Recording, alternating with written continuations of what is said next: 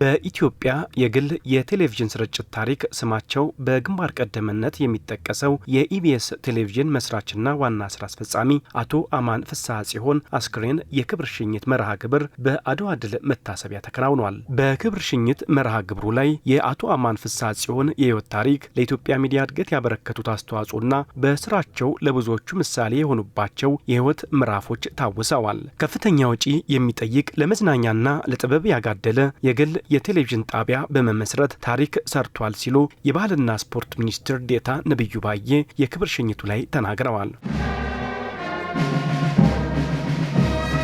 የማይቻለውን ያስቻለ ሰው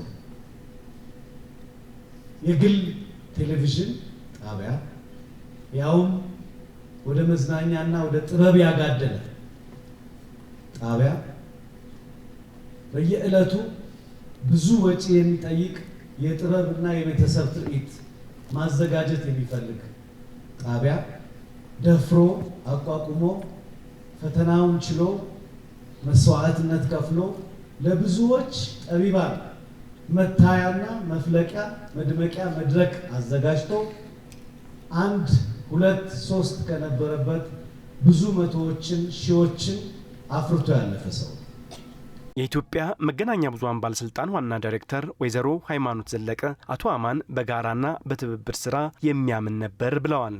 በብሮድካስት ኢንዱስትሪ ዘርፍ ከተናጠል ይልቅ በጋራና በትብብር የመስራት ባህልን ያዳበረ፣ በዘርፉ ፕሮፌሽናሊዝምን ያጎለበተ፣ ለሚዲያው ኢንዱስትሪ መነቃቃትን የፈጠረ፣ ከግል ጥቅም ይልቅ የጋራ ተጠቃሚነትንና የሀገርን ብሔራዊ ጥቅም ያስቀደመ ታላቅ ስብዕና የገነባ የሚዲያ መሪ ነበር አቶ አማን።